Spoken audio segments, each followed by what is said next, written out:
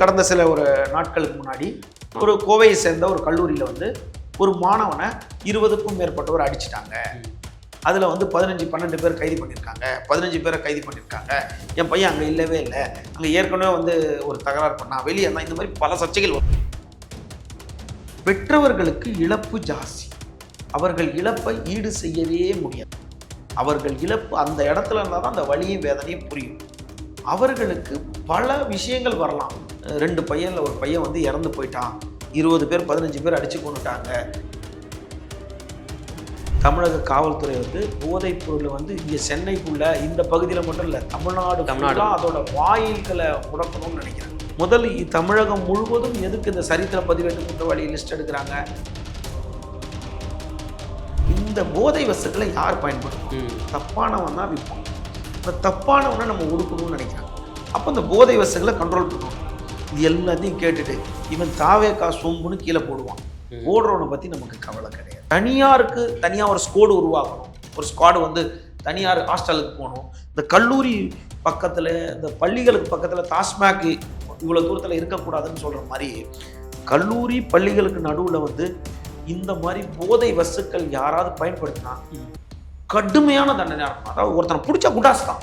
AK Viswanathan காவல் ஆணையராக இருக்கும்போது பார்த்தீங்கன்னா, சென்னை பெருநகர காவல்துறையில் கைது பண்ணுறவங்கெல்லாம் பாத்ரூமில் வலிக்கு விழுந்திருப்பாங்க. ஒன்று இந்த கை இந்த கால், இல்லை ஒரு கை, இல்லை செகண்ட் டைமும் ஒரு கையும் ஒரு கால், இப்படி கீழே விழுந்து அடிபடும். நம்ம சென்னையில் அங்கொன்று இங்கே ஒன்று எங்காவது ஒரு பசங்க தான் புள்ளிங்க ஒன்று கேரக்டரில் இருக்கும். இந்த பக்கம் தாண்டி போங்க, சென்னையை தாண்டுங்க, ஒட்டுமொத்த கிராமத்தில் இருக்கிற பசங்களும் புள்ளிங்க ஒரு கேட்டப்பில் தான் இருக்கு.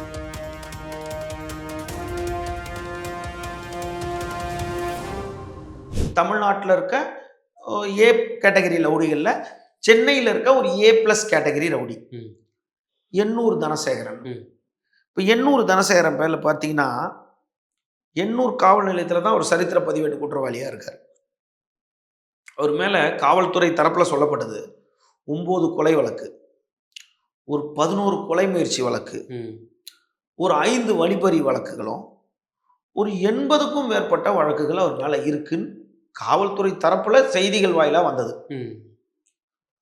80னா 79 கூட இருக்கலாம், இல்லை 65 கூட இருக்கலாம், இல்லை 50 கூட இருக்கலாம்.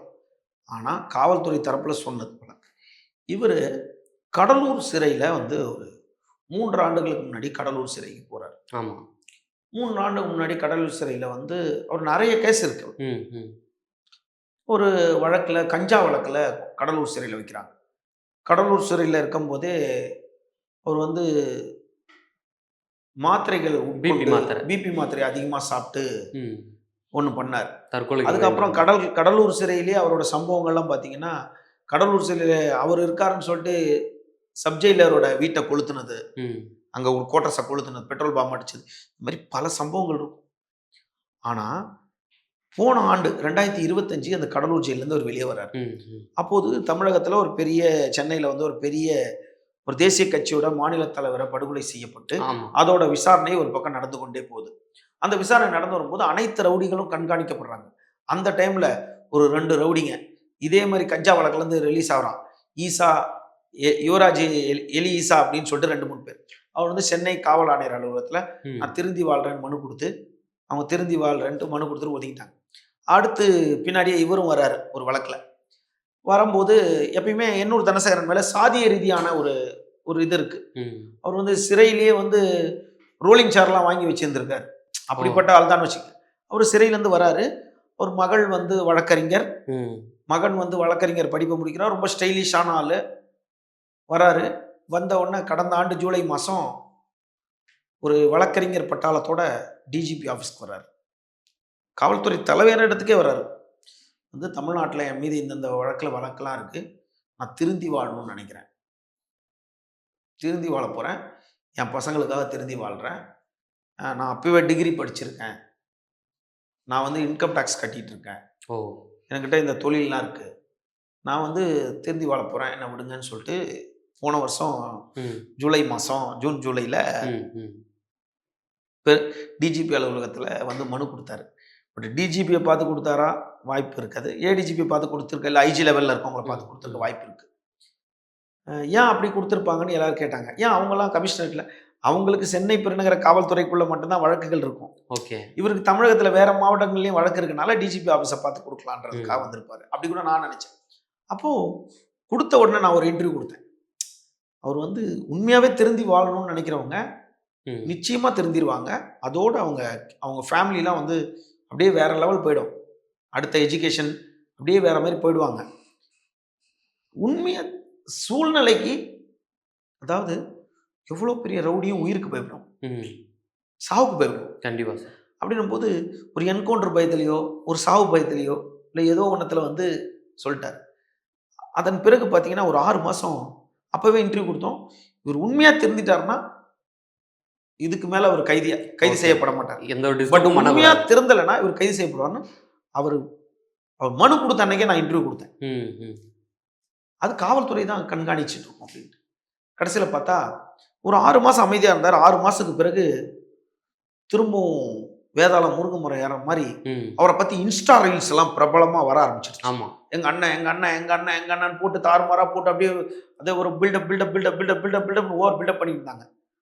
நினச்சிக்கிட்டே இருந்தோம், திருந்திட்டாரா இல்லை திருந்த விட மாட்டேந்தா இயற்கை, இல்லை காலம் அவரை திருந்த விடலையா, இல்லை என்னதான் ஆகுதுன்னு பார்த்தா கரெக்டாக பார்த்தா ஜூலை 8ஆம் தேதி, அதாவது அதுக்கு முன்னாடி அவர் வெளியே வந்தோடனே பல வழக்குகளில் பொன்னேரி நீதிமன்றத்தில் ஆஜராகாமல் டிமிக்கி கொடுத்துக்கிட்டே இருந்திருக்காரு. ஓகே. பொன்னேரி கோர்ட்டில் வந்து அவர் வாரண்ட் இஷ்யூ பண்ணிட்டாங்க. வாரண்ட் இஷ்யூ பண்ணிட்டாங்க. பழைய கேஸில் வாரண்ட் இஷ்யூ பண்ணிட்டாங்க. அந்த வாரண்ட்டுக்காக ஒரு வாட்டி கோர்ட்டு தேடிட்டு இருக்கு. அதாவது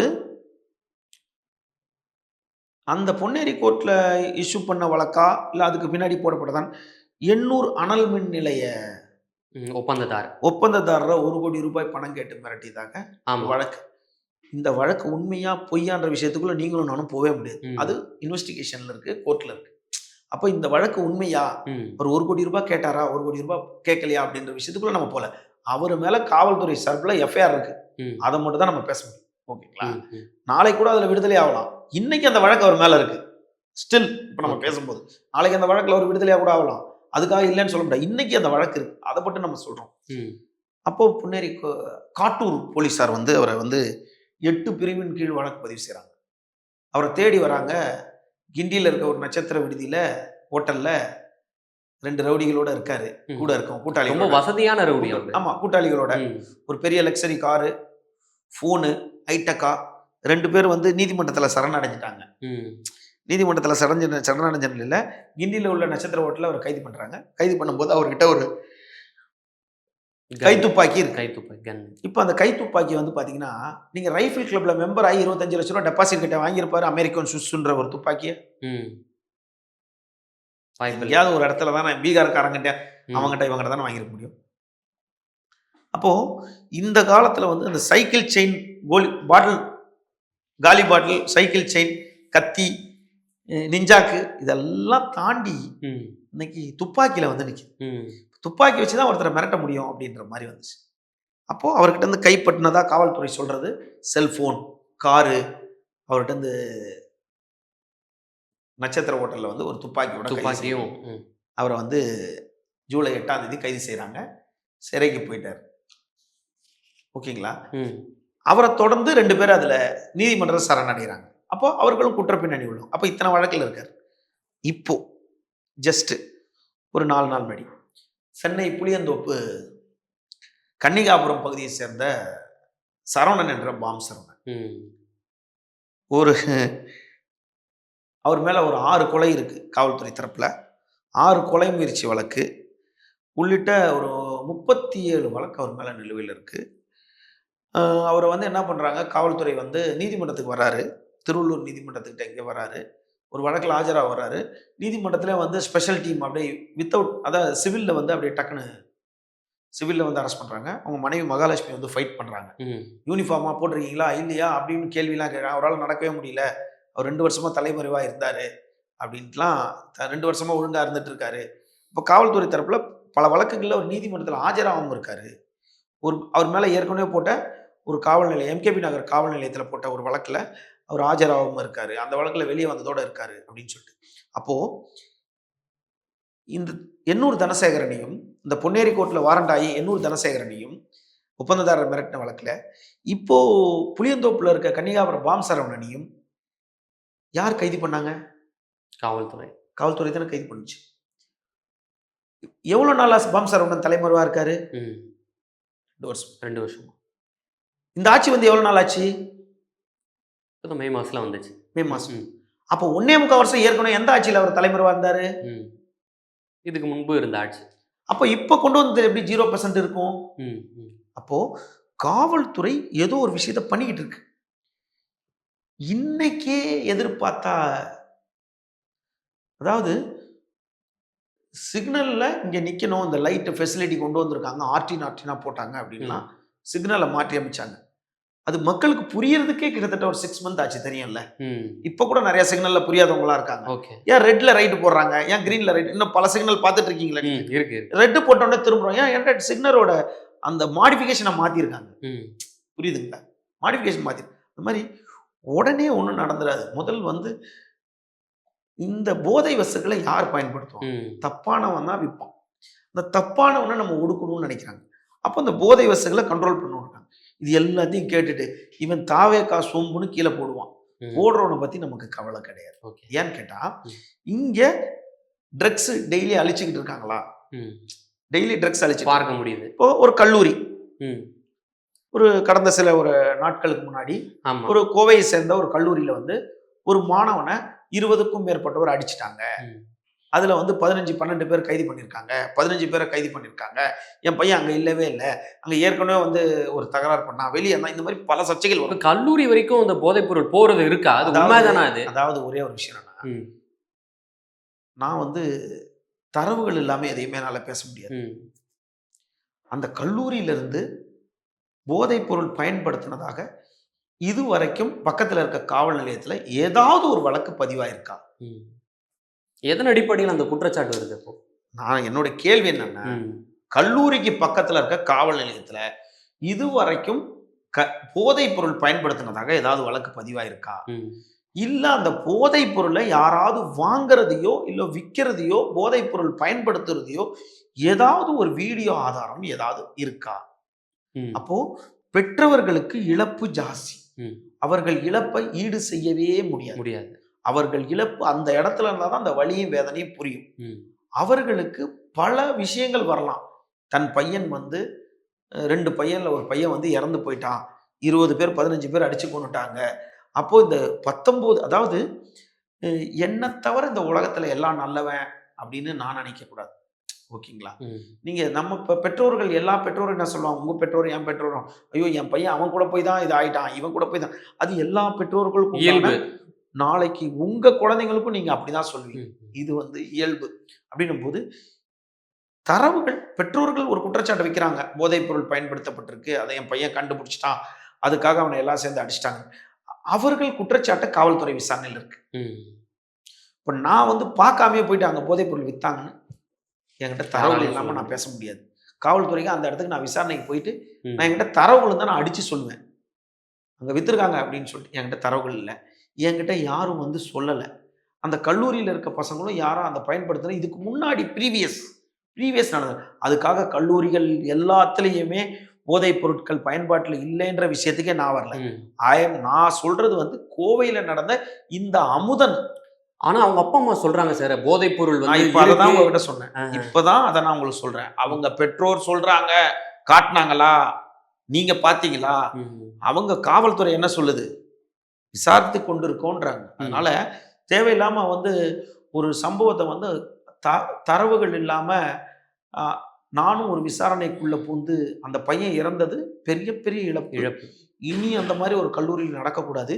அந்த கல்லூரி இல்லை, எந்த கல்லூரியிலுமே அந்த மாதிரி நடக்கக்கூடாது. ஹாஸ்டல்ல அந்த மாதிரி இருக்கக்கூடாது, கண்காணிக்கப்படணும்.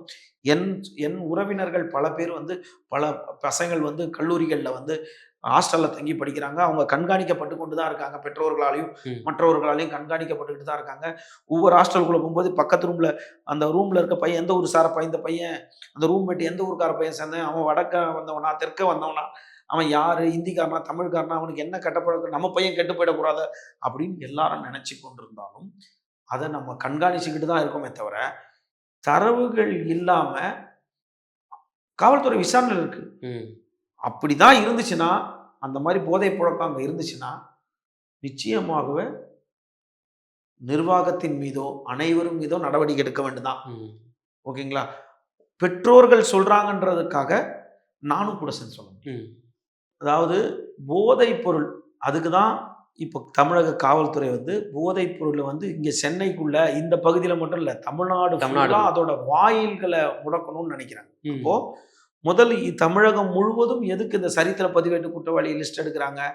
பணத்துக்கு கொலை பண்றவன் இருக்கான், காசுக்காக கொலை பண்றவன் இருக்கான், பல ரவுடிகள் வந்து கெட்ட பழக்கம் இல்லாதவனா இருப்பான், ஒரு சில ரவுடிகள் சமூகத்துக்காக கொலை பண்றவனா இருப்பான், ஒருத்தன் விசுவாசத்துக்காக கொலை பண்றவனா இருப்பான், ஒருத்தன் என்ன பண்ணான் பேருக்காக கொலை பண்றவனா இருப்பான், ஒரு சிலர் வந்து போதை பழக்க வழக்கம் தன்னோட தொழிலா இருக்கும். அந்த பகுதியில் சீட்டாடுற கிளப் வச்சிருப்பான், அந்த இடத்துல ஒரு இந்த கிளப் வச்சிருப்பான், ஒரு 10 கடை எடுத்து வச்சிருப்பான், இல்லை வட்டி கொடுறவனா இருப்பான், இல்லை கந்து வட்டி கொடுறவனா இருப்பான், இல்லை அது வசூல் தண்டல் வசூல் பண்றவனா இருப்பான், இல்லை பார் எடுத்து வச்சிருப்பான். அப்போ இந்த மாதிரி பல விஷயம், அதுல சில பேர் கஞ்சா புழக்கத்துல இருப்பான். இப்போ இவனால தான் குறி வச்சு தூக்குறாங்களே தவிர குறைஞ்சிருமா? இவங்கெல்லாம் கைது பண்ணிட்டோடனே குறைஞ்சிரும் நினைக்கிறீங்க? அதாவது இத்தனை வருஷமா கேட்காத கேள்வியை விமலேஸ்வரனால பதில் சொல்ல முடியாதுல்ல. இப்போ பண்ணிக்கிட்டு வர்றதை தான் நம்ம சொல்ல முடியும். நான் காவல்துறை தலைவரும் கிடையாது, நான் ஒரு ஐஜி கிடையாது. அப்போ வந்து காவல்துறை என்ன பண்ணுதுன்றதை கூர்ந்து கவனிச்சுட்டு வரும். கூர்ந்து கவனிச்சிடும். இவ்வளவு நாள் உங்களால பார்க்க முடிஞ்சுச்சா கஞ்சா பொட்டலங்களை தீக்குள்ள போடுற இந்த, அதாவது மின் மயானத்துல வந்து ஒரு பிணத்தை உள்ள அனுப்பும் போது அந்த எரியிற பேர்ன் ஆகிறத நீங்க பார்த்துருக்கீங்கல்ல? அதே மாதிரி சமீப நாட்களாக கஞ்சா பொட்டலங்களை வந்து நீங்க வந்து அந்த எரியூட்டுக்குள்ள போடுறத பார்க்க முடியுதா? பார்க்க முடியுதா? அப்ப அது கஞ்சாவா இல்ல வெறும் வேஸ்டா? கஞ்சா தானே. அவ்வளவு காவல்துறை வந்து போடுறாங்கல்ல. அப்ப இதெல்லாம் எங்க இருந்து பிடிக்கிறதானே பிடிச்சிக்கிட்டு இருக்காங்க. அப்ப நம்ம ஒரு செய்தியை பார்த்துட்டு இருக்கோம், நம்மளுக்கு முன்னாடி 100 செய்தி இருக்கு. கொஞ்சம் கொஞ்சமா அதை வந்து காவல்துறை சரி செய்ய நினைக்குது. அதற்கு நடுவுல பல உயிர்கள் போய்கொண்டுச்சு. இனி அது போகக்கூடாது. இந்த கல்லூரிகள்ல கல்லூரி நிர்வாகத்து மேலேயும் நிறைய அனைத்து கல்லூரியும் சொல்றேன், அனைத்து கல்லூரியிலையும் மாணவர்கள் கல்லூரி நிர்வாகத்துக்கு ஒரு ஸ்ட்ரிக்டான ஒரு உத்தரவு அரசு பிறப்பிக்கணும். ஹாஸ்டல்ல இன்னார்தான் இருக்கணும், ஹாஸ்டல்ல இத்தனை மணிக்கு தான் இருக்கணும், ஹாஸ்டலோட ஃபுட்டு இப்படி தான் இருக்கணும். ஒரு சத்துணவு கூடத்துக்கு போகிறாங்க, ஒரு முதியோர் இல்லத்துக்கு போகிறாங்க, ஒரு காப்பகத்துக்கு போகிறாங்க, அமைச்சர் போய் சாப்பிட்டு பார்க்குறாங்க, அங்கே குழம்பு வேகலைன்றாங்க, அரிசி வேகலைன்றாங்க. அதே மாதிரி தனியாருக்கு தனியாக ஒரு உருவாக்கணும். ஒரு ஸ்குவாடு வந்து தனியார் ஹாஸ்டலுக்கு போகணும். இந்த கல்லூரி பக்கத்தில், இந்த பள்ளிகளுக்கு பக்கத்தில் டாஸ்மாக் இவ்வளோ தூரத்தில் இருக்கக்கூடாதுன்னு சொல்கிற மாதிரி கல்லூரி பள்ளிகளுக்கு நடுவில் வந்து இந்த மாதிரி போதை வஸ்துக்கள் யாராவது பயன்படுத்தினா கடுமையான தண்டனையா இருக்கணும். அதாவது ஒருத்தனை பிடிச்சா குடாஸ் தான், அவன் 1 வருஷத்துக்கு வரக்கூடாது. அப்படி பண்ணாதான் எதுக்குடா போய் இந்த 2000 ரூபாய்க்கு கஞ்சா விற்கணும், ஒரு வருஷம் ஜெயிலில் இருக்கணும்ன்ற மனநிலை ஒருத்தனுக்கு வரும்போது தான் அதை ஒவ்வொன்றா பண்ணிக்கிட்டு வருது. 2018 காலகட்டத்தில் எடுத்தீங்கன்னா, ஏகே விஸ்வநாதன் காவல் ஆணையராக இருக்கும்போது பார்த்தீங்கன்னா, சென்னை பெருநகர காவல்துறையில் கைது பண்ணுறவங்கெல்லாம் பாத்ரூமில் வலிக்கு விழுந்திருப்பாங்க. ஒன்று இந்த கை இந்த கால், இல்லை ஒரு கை, இல்லை செகண்ட் டைமும் ஒரு கையும் ஒரு கால், இப்படி கீழே கீழே உழுந்து அடிபடும். ஆர்டிஐலாம் தகவல் பெற்றிருக்காங்க எத்தனை பேர் கைதியில் அடிபட்டிருக்காங்கன்ட்டு. இதெல்லாம் கடந்து வந்த காவல்துறை சென்னைக்குள்ள இன்று வந்து போதை வந்து எவ்வளோ நாள் இல்லாமல் இருக்கு. எப்போ வந்துச்சு? இப்போ வந்துச்சா? 3 மாசத்துல வந்துச்சா? பல நாட்களாக இருந்து கொண்டு தான் இருக்கு. எந்த ஆட்சியில் இல்லாமல் இருக்கு. அதை இப்போதும் குறிப்பாக மதுவை விட்டுட்டு அனைத்து போதையும் காவல்துறை கூர்ந்து கவனிச்சுட்டு வருது. அடுத்த ஜெனரேஷன் ஸ்பாயில் ஆடக்கூடாதுன்னு நினைக்கிறாங்க. அதுக்கு உண்டான வேலை பள்ளி கல்லூரிகள்ல வந்து பார்க்க முடியுது. இப்போ போதையை தாண்டி இது ஒரு கலாச்சாரமாவே மாறின்னு இருக்கு. அதாவது கலாச்சாரமே மாறுதுன்னா, பள்ளி கல்வித்துறை வந்து கொஞ்சம் அவங்களோட சட்டத்திட்டங்களை கொஞ்சம் மாற்றணும். என்ன மாற்றணும் அப்படின்னா, எல்லா மக்கள் பழுது பார்க்க வேண்டியது இருக்கு. ஆமா, பழுது பார்க்க வேண்டியது இல்லை, சீர்திருத்த வேண்டியதா என்ற அங்கத்துல இருந்து இருக்கு. காரணம் என்னன்னா, நீங்களும் நானும் பேண்ட்டை எப்படி போட்டிருக்கோம்? கிராமப்புறங்கள்ல போய் பாருங்க, ஒரு பிளாஸ்டிக் கவரை காலில் மாட்டாம அந்த பையனால அந்த பேண்ட்டை வெளியே இழுக்க முடியாதுங்க. ஆமா, இவ்வளவுதாங்க இருக்கு பேண்ட்ல. கால் விடுற இடமே இவ்வளவுதான் இருக்கு. அவன் பேண்ட் கால் வரைக்கும் போடுறது இல்ல, முட்டிக்கு கீழே 2 அங்குலம் தான் அவன் பேண்ட் இருக்கு, அதுக்கு கீழே காலியாக தான் இருக்கு. இந்த கலாச்சாரம் வந்ததுக்கு அப்புறம் தான் போதை பழக்கம் ஜாஸ்தி ஆயிடுச்சு, இந்த கலாச்சாரம். ரெண்டாவது பார்த்தீங்கன்னா ஹேர் ஸ்டைல். இதை வந்து எங்காவது ஒரு மாவட்ட ஆட்சியர் பள்ளி பசங்களுக்கு இந்த மாதிரி முடி வெட்டக்கூடாது அப்படின்னு ஒரு ரூல்ஸ் போடுறாங்க. அதை கல்லூரியிலையும் கொண்டு வரணும். பெரும்பாலான சென்னைக்குள்ள இருக்க பையன் பாருங்க எப்படி எப்படி வெட்டிட்டு போறான், எப்படி கட் பண்ணிட்டு போறான். சென்னையில எங்கேயாவது ஒன்று அங்கொன்றும் இங்கொன்றும் புள்ளிங்கோன்னு ஒரு கேரக்டர் இருக்கும். சென்னையில நம்ம சென்னையில அங்கொன்று இங்க ஒன்று எங்காவது ஒரு பசங்க தான் புள்ளிங்கோன்னு கேரக்டர்ல இருப்பான். இந்த பக்கம் தாண்டி போங்க, சென்னையை தாண்டுங்க, ஒட்டுமொத்த கிராமத்தில் இருக்க பசங்களும் புள்ளிங்க கேட்டப்ல தான் இருக்கு. ஓகே, ஆள் பாதி ஆடை பாதின்றாங்க. ஆடையை கொஞ்சம் பள்ளி கல்லூரிக்கு போற பசங்களோட ஆடையை கொஞ்சம் மாற்றணும், சிகையை கொஞ்சம் மாற்றணும். இதை மாற்றும் போதே எவன் தப்பு பண்றான்னு தெரியல. இப்போ பாருங்க, செத்து போன பையனும் பாருங்க, அடி வாங்கின அடிச்ச பசங்களையும் பாருங்க, அவங்க புகைப்படத்தை எடுத்து பாருங்க, காலேஜ் எல்லாம் ஒரு ஒரு கட்டு, அது ஒரு வித்தியாசமான கட்டாவே இருக்கு. யார் என்னன்னே தெரியல. அப்போ இதுல இருந்து கொஞ்சம் மாற்றும் போது தானே அதுல இருந்து கொஞ்சம் மாறும். இப்போ அண்டை மாநிலங்களும் தாண்டி வெளிநாட்டுல இருந்தெல்லாம் தமிழகத்துக்கு வந்து இந்த போதைப் பொருள் கடத்துறதை பார்க்க முடியுது. கப்பல்ல சரி, தமிழகத்துல பார்க்க முடியுது. இப்போன்னு கிடையாது. ஆமா, இப்போ அப்படின்ற வார்த்தையே கிடையாது. ஏன்னு கேட்டா, ஏன் சென்னையை டார்கெட் செய்றாங்க? 2 ஆண்டுகளுக்கு முன்னாடியே நீங்க நிறைய நீங்க புழல் சிறையில, பெண்கள் சிறையில, ஆண்கள் சிறையில பல நைஜீரியன்ஸ் இருக்காங்க.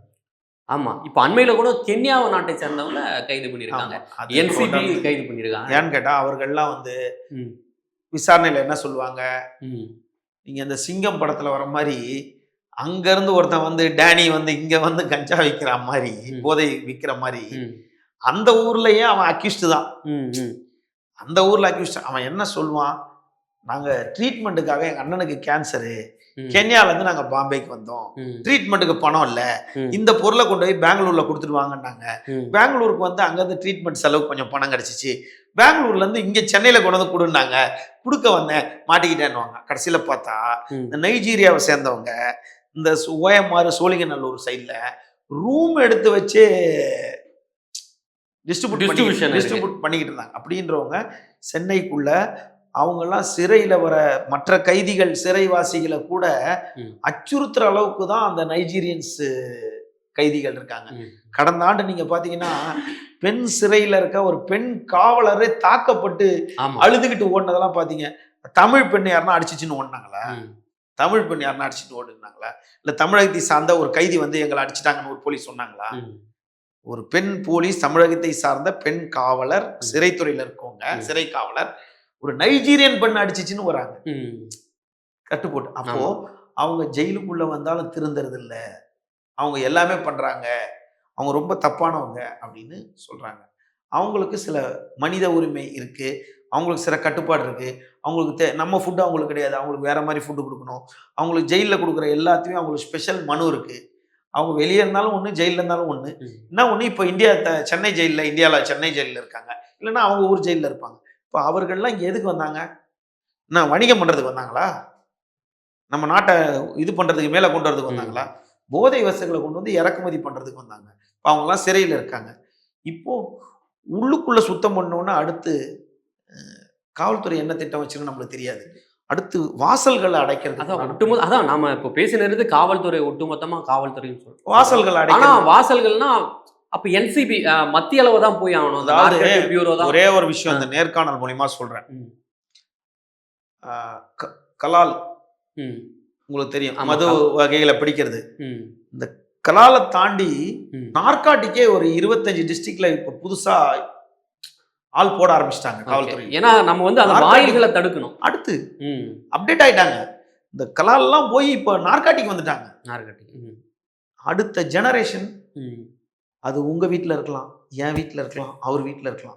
அடுத்த ஜெனரேஷன் இளைஞர் வந்து பாலாவக்கூடாதுன்னா இது மாதிரி கடுமையான சட்டங்களோ உள்ளுக்குள்ள இந்த மாதிரி பொருட்கள் வராமல் இருந்தால் மட்டும்தானே தவிர இதை ஒடுக்க முடியும். காவல்துறை அதுக்குண்டான வேலைகள் இறந்துகிட்டு இருக்கு.